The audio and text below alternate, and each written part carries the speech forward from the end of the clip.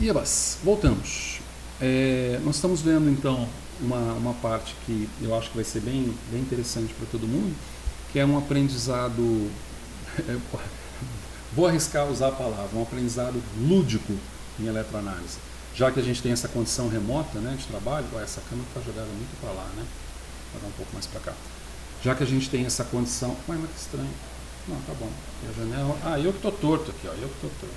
Já que a gente tem essa condição remota de trabalho, e já que eletroanalítica é uma coisa que, poxa, talvez outras técnicas até sejam interessantes você aprender sem botar a mão na massa, mas a eletroanalítica é muito legal quando você coloca a mão na massa, e já que a gente não pode colocar a mão na massa nesse momento, pelo menos a gente pode simular algumas coisas baseadas nos conceitos que a gente vem aprendendo, tá bem?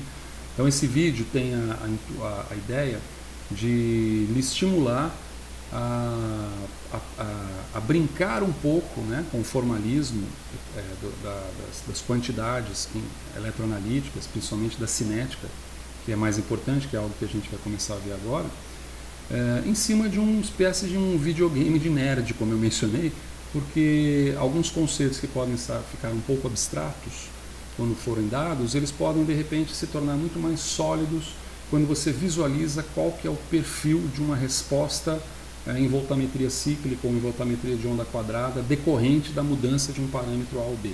Tá?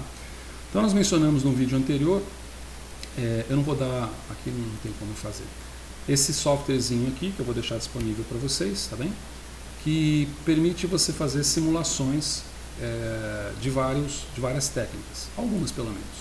Numa versão antiga dele, que essa versão aqui acho que é uma versão de, sei lá se é 2008, 2009, agora eu estou na dúvida. Porque essa versão é uma versão que permite 5 técnicas que estavam disponíveis, né? E que agora, na realidade, você tem lá acho que umas 10 técnicas, mas em compensação só a primeira, que é essa daqui, que se encontra disponível. Então, a gente consegue brincar melhor aqui na disciplina, no curso, ao longo dessa daqui, tá bem? Em relação aos outros softwares que eu mostrei para vocês, esse software, ele, na minha visão, ele é mais bacaninha, porque ele não tem só uma técnica de voltametria cíclica, como a imensa maioria tem, e ele também, nós não vamos desembolsar $2.000 para tentar mexer com outras técnicas, na verdade, a gente não vai desembolsar nada. E nós vamos poder balizar aqui pelo menos 5 técnicas. Isso, somado à espectroscopia de impedância, também no software de simulação, que é bem redondinho, bem maneiro, também gratuito, a gente vai conseguir brincar um pouco, né, com essas técnicas eletroquímicas. Então vamos exemplificar, por exemplo, aqui ó, você tem essas várias técnicas. A ideia desse vídeo é mostrar para vocês só o potencial desse aplicativo, desse software pequenininho. Eu acho que ele cabe num antigo disquete, se não me engano. Lembra daquele disquete de 1.44? Se não me engano, ele cabe num espaço pequenininho desse, tá? Até porque ele é antigão. Mas esse software ele tem isso, ele tem as técnicas, que estão colocadas aqui. Depois que você coloca as técnicas, você coloca um mecanismo. Aí o mecanismo de reação ele te permite colocar mais de um mecanismo de reação. Agora não me recordo exatamente quantos desses mecanismos, mas o manual é disponível. Eu vou deixar a versão deste aqui, que é a versão do 4.2 disponível para vocês, o manual. Você coloca o número de elétrons que você deseja aqui, um pouco limitado até, e depois você corre. Você tem também, em relação ao instrumento, esse é chique, ó.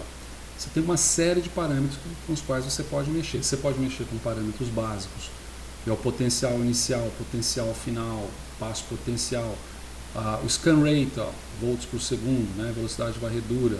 Você trabalhando com polarografia, né, e nós vamos discutir isso na parte experimental, entre aspas, né, de simulação. Você tem aqui o tempo da gota, olha que legal, tempo da gota. A temperatura que você pode mudar, você pode fazer um escaneamento simples, como é o caso da polarografia, ou você pode fazer cíclico, se estiver trabalhando com voltametria cíclica, por exemplo. Pode definir uma geometria do eletrodo, aqui ó. Pode definir também se há ruído ou não há ruído, o percentual desse ruído, se há uma pré-concentração ou não. Olha, na hora que eu clico pré-concentração, vem uma série de parâmetros que estão relacionados ao stripping, né? É o stripping, a pré-concentração, que é a decapagem, né? Eu tinha mencionado a tradução esquisita como decapagem. Você pode colocar uma linha de base inicial, você pode colocar uma capacitância de dupla camada aqui, olha que legal. E você pode colocar uma resistência de solução, resistência uncompensa, né? Resistência não compensada, tá certo? Muito bem, pode colocar a área do eletrodo, então você vê que você pode colocar vários parâmetros. E como se não bastasse, a gente consegue colocar também em reações químicas aqui.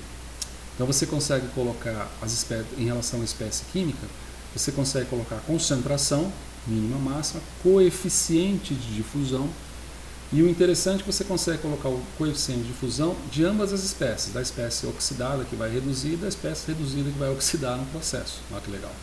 Pode colocar coeficientes de difusão até distintos. E pode trabalhar com as chamadas, que a gente vai entrar agora, que é a cinética de transferência de carga.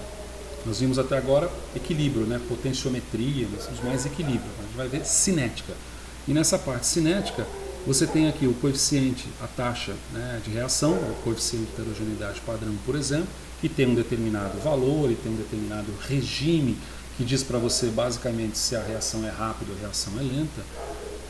Esse parâmetro alfa aqui, tá, que não é aquele alfa que foi colocado na polarografia, na equação de Heirovsky e Kovic como correcional, e sim o que se chama de coeficiente de atividade, agora já coeficiente de transferência, certo? E você tem outros parâmetros aqui, ó, em relação ao eletrólito, a concentração do eletrólito, esse lambda aqui que eu esqueci o que é, e esse aqui também esqueci o que é, tá bem?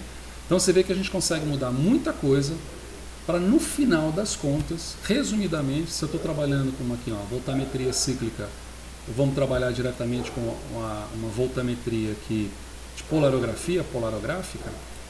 Se eu mantiver como mecanismo, posso manter esse mecanismo com ferro, dar outro nome que eu quiser. Se dimensionar também, nesse mecanismo eu posso colocar uma reação química aqui ocorrendo também.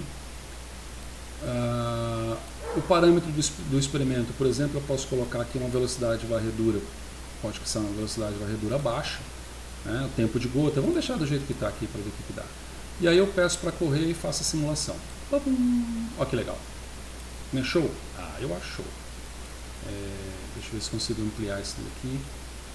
A gente consegue ampliar isso daqui. Não quero ampliar tudo, senão fica feio, quer ver? Ó? Fica feio, né? Eu acho que fica feio também. Mas aqui é suficiente para a gente ver. Então, olha que bacana. Você tem aqui a curva polarográfica decorrente. Então, aqui você tem o potencial. Veja como nós falamos em aula que o potencial ele começa em um determinado ponto e ele vai para a região mais negativa.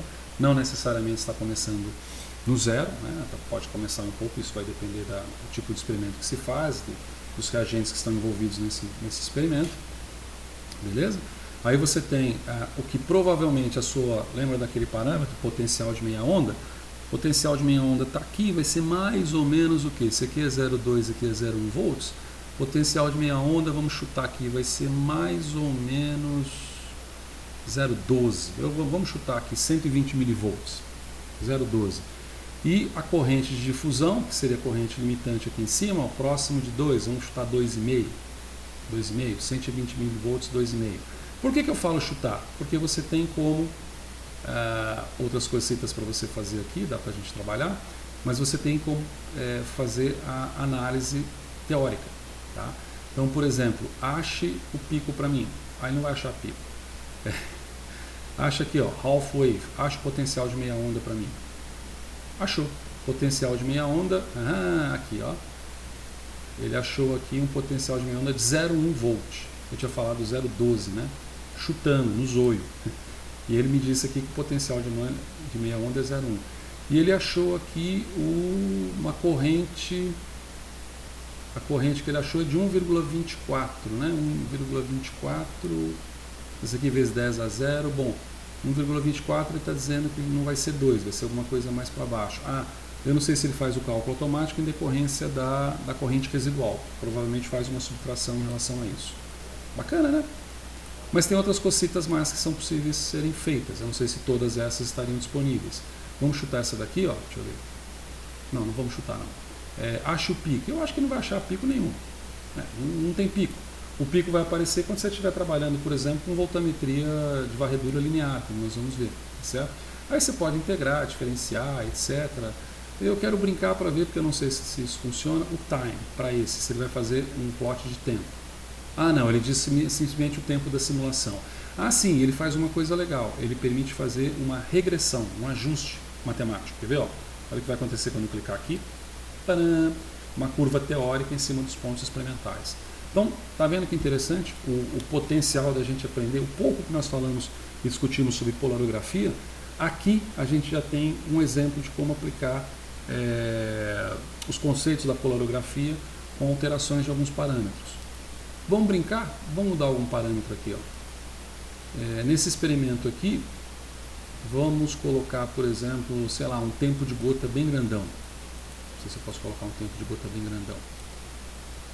Ah, o tempo de gota não muda, agora que eu estou vendo. Vamos colocar uma temperatura baixa, colocar 5 graus. Se bem capaz de não acontecer nada com essa temperatura baixa. Não vai acontecer nada. Sabe o que deve acontecer? A corrente aqui deve cair, porque a temperatura é mais baixa, se não vejamos. Praticamente não aconteceu nada, né? Nem diria que ela tenha caído, mas houve alguma alteração. O que deve acontecer bem nessas mudanças é quando você mexe, por exemplo, com essas taxas cinéticas. Depois a gente vai ver a importância dessas taxas cinéticas. Então, vamos ver aqui se eu estou mentindo ou não. Papum. Tô mentindo. Na verdade, essa taxa cinética não resolveu direito. Provavelmente deve resolver melhor aqui, ó, numa técnica como voltametria cíclica. Então, numa técnica como voltametria cíclica, instrumento, o que eu vou fazer? Instrumento. Eu vou fazer, por exemplo, uma corrida cíclica aqui e vamos ver que pito toca. Pá. Aí, ó. Botamodograma cíclico. Que inclusive me permite fazer um ajuste matemático dele. Tá vendo que gracinha? Então, nós vamos usar essa ferramenta de trabalho para entender melhor os conceitos de eletroanálise. Tá certo? Opa, cliquei errado aqui, era só para parar o vídeo. Muito obrigado.